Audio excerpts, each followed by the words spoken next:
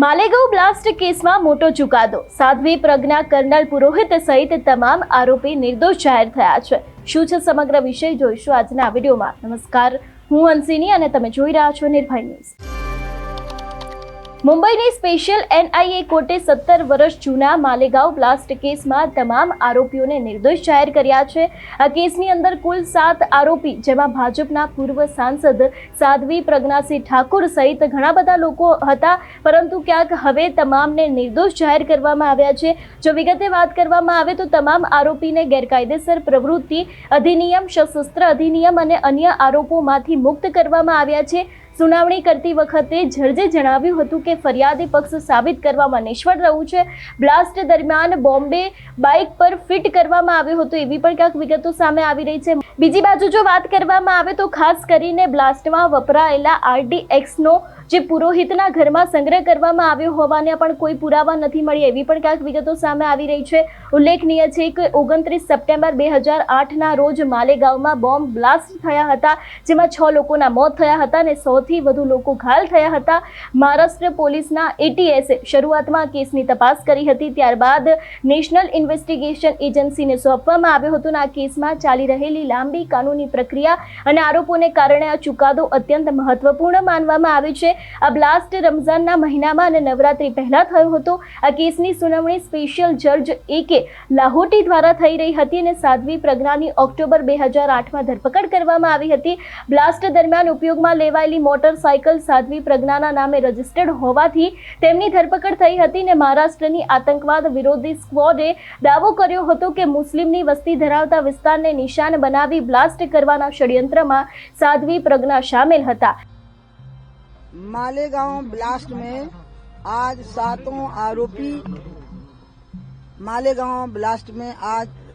7 आरोपी निर्दोष साबित हुए हैं. इसमें से मैं सबको नहीं जानती थी, लेकिन साध्वी प्रज्ञा और कर्नल प्रसाद पुरोहित को मैं जानती थी नाम से. साध्वी मेरे को बहुत प्रिय थी. इससे नई बात सामने आ गई कि एक भगवा आतंकवाद की थ्योरी रची गई, जिसके जनक हमारे मध्य प्रदेश के पूर्व मुख्यमंत्री दिग्विजय सिंह जी थे और वो राहुल गांधी के इशारे पर ये काम कर रहे थे. पूरी दुनिया में हिंदुत्व को बदनाम करने के लिए इस्लामिक आतंकवाद के मुकाबले में भगवा आतंकवाद शब्द को बनाया गया और उस शब्द को प्रमाणित करने के लिए बहुत बेकसूर लोग इसका शिकार बनाए गए, जिसमें साध्वी प्रज्ञा थी, कर्नल प्रसाद पुरोहित थे और अन्य लोग भी थे. इतनी प्रताड़ना हुई है, आप कभी कर्नल पुरोहित के बारे में जानकारी करें. उनको शारीरिक प्रताड़ना इतनी, उनके नाखून निकाले गए हैं, उनके बाल नोचे गए हैं, उनका इतना फिजिकल टॉर्चर हुआ. और प्रज्ञा ने तो एक महिला जितना कष्ट झेल सकती है उससे ज्यादा कष्ट झेला. मैं सबसे पहले प्रज्ञा को नासिक जेल में मिली थी. उस समय प्रज्ञा ने जो मुझे वर्णन किया था, उसके पहले से मुझे वो सारा पता लग गया था, क्योंकि एक पुलिस अधिकारी के द्वारा जानकारी हुई थी कि जब वो कस्टडी में थी पुलिस की और उस समय पर उनको कितना बुरी तरह से टॉर्चर किया गया था. मैं अब ये चाहती हूँ कि ये तो बरी हो गए, उनको किस अदालत में अब सजा सुनाई जाएगी जिनने भगवा आतंकवाद की एक कल्पना की और इस्लामिक आतंकवाद का मुकाबला करने के लिए और इस्लामिक आतंकवाद का अपयश कम करने के लिए भगवा आतंकवाद के द्वारा पूरे हिंदू समाज को बदनाम करने की चेष्टा हुई. उसमें प्रज्ञा, कर्नल प्रसाद पुरोहित और अन्य जो नाम हैं उनको शिकार बनाया गया. अब ये लोग किस अदालत में सजा पाएंगे? इनको कम से कम जनता की अदालत में सजा मिले, या इनमें से कोई आरोपी अब इन लोगों के खिलाफ कोर्ट में जाए, क्योंकि ये ऐसी भयानक साजिश थी जिसका शिकार पूरा हिंदू समाज था और सारे हिंदू संगठन इसके शिकार थे. सारे हिंदू संगठन. अगर प्रज्ञा और कर्नल पुरोहित ने शारीरिक प्रताड़ना झेल ना पाते और अगर वो नाम ले देते जो नाम उनको देने के लिए कहे गए थे, तो बीजेपी के और अन्य राष्ट्रवादी संगठनों के बहुत सारे अधिकारी और नेता जेल में होते. लेकिन इन दोनों ने मर जाना मंजूर किया, मर जाने को तैयार थे, और इनके साथियों ने, लेकिन नाम नहीं लिए बेकसूर नेताओं के और न अन्य संगठन के पदाधिकारियों के। ये उनका बहुत बड़ा बलिदान रहा। मैं आज उस रिहाई का बहुत अभिनंदन करती हूँ, और प्रज्ञा, कर्नल पुरोहित और उनके सभी साथी जो बरी हुए हैं, मैं आज उनको बताऊंगी कि पूरे देश के लोग आज और पूरी दुनिया में बसा हुआ हिंदू समाज आज इस बात पर बहुत खुशी व्यक्त कर रहा है और माननीय न्यायालय का अभिनंदन कर रहा है। भगवा आतंकवाद जैसा शब्द क्या माना जाए, है या गढ़ा गया था, क्या है, इसको लेकर अब क्या धारणा बनेगी? आतंकवाद का कोई रंग नहीं होता। आतंकवाद को रंगीन बनाना ये उन लोगों का काम था जो अल्पसंख्यकवाद कर रही थी, और उसी के कारण फिर उन्होंने भगवा आतंकवाद शब्द की रचना की। इसलिए आतंकवाद का कोई रंग होता ही नहीं है। और जिस गेरुआ और केसरिया आतंकवाद की वो बात कर रहे थे, हमारे देश के राजपूतों ने, देश के राजाओं ने और मुगल शासकों और अंग्रेजों के खिलाफ जिन्हें भी लड़ाई लड़ी है, उन्हें केसरिया पगड़ियां पहन करके देश की आजादी के लिए लड़ाई लड़ी थी। इसलिए जिनने ये महापाप किया है कि भगवा आतंकवाद शब्द गढ़ा, फिर उसको साबित करने के लिए बेकसूर लोगों को, मुझे इतना दुख होता है सोच के कि एक कर्नल को कितना शारीरिक प्रताड़ना दी गई, इस साध्वी को, प्रज्ञा को कितनी प्रताड़ना दी गई, आप कल्पना नहीं कर सकते हैं। फिजिकल टॉर्चर हुआ, और ऐसे कितने लोगों का टॉर्चर हुआ होगा जिनके नाम सामने नहीं आ पाए हैं। स्वामी असीमानंद का टॉर्चर हुआ, और इस सब की बदौलत है कि आज हम लोग सरकारों में बैठे हुए हैं। दिग्विजय सिंह चिदम्बरम, और मैं तो माफी ही नहीं मांगनी चाहिए, इनकी तो सजा होनी चाहिए। मुझे पता नहीं इनकी सजा का प्रकार क्या होगा, लेकिन चिदम्बरम, दिग्विजय सिंह, राहुल गांधी, इन सब की तो जघन्यतम सजा होनी चाहिए। कांग्रेस तो अभी अदालतों में जाने की, बॉम्बे बम ब्लास्ट था, उसमें भी अभी फैसला आया, सारे आरोपी बरी हो गए। सरकार ने अपील सुप्रीम कोर्ट में की, इसी तरह से इस मामले की भी अपील सुप्रीम कोर्ट में हुई। ये कांग्रेस कह रही कि कोर्ट जाना चाहिए सरकार। अपीलेबल मामला है, कमलनाथ ने भी इस पर बोला है कि अपीलेबल है। जो भी लोग बोल रहे हैं, ये वो लोग हैं जिन्होंने हजारों सिखों को जिंदा भूना था, खुद भूना था। इसलिए ये तो ही आतंकी और हत्यारे स्वयं। इनने उस समय 10,000 सिखों को जो भूना था, उनका जो नेतृत्व किया था, उसमें कोर्ट से भी जो दोषी माने गए थे, उसमें से यही लोग तो थे।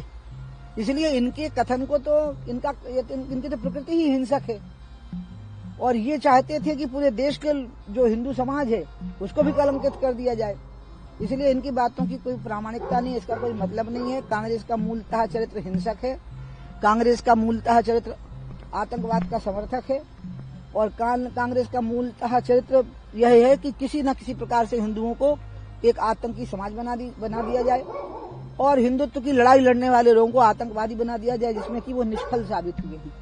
सबसे पहली बात तो ये जो शब्द है, धर्म आतंकवाद का नहीं होता, कांग्रेस पार्टी पहले दिन से कह रही है। ये जो शब्द गढ़ा गया, ये शब्द गढ़ा किसने? तत्कालीन गृह सचिव आरके सिंह ने। आरके सिंह को 10 साल मंत्री और सांसद बना करके भारतीय जनता पार्टी ने अपने साथ बिठा के रखा, एनडीए की गवर्नमेंट में रखा, मोदी जी की कैबिनेट का हिस्सा रखा। तो क्या ये उस शब्द को गढ़ने का रिवार्ड था भारतीय जनता पार्टी द्वारा? पहली बात। दूसरी महत्वपूर्ण बात यह है कि यह फैसला है, न्याय नहीं है। इतने लोग मारे गए, ब्लास्ट हुआ, निर्दोष लोग मारे गए, और जिन्होंने पकड़ा महाराष्ट्र एटीएस के वो जांबाज, वो खुद इस देश के लिए अपनी जान कुर्बान कर गए मुंबई अटैक के दौरान। ऐसे में भारतीय जनता पार्टी द्वारा उठाया गया एक भी सवाल उनकी शहादत पर प्रश्न चिन्ह है। लोग मारे गए हैं, और भाजपा तो पहले दिन से उन्हें आरोपी नहीं मान रही थी।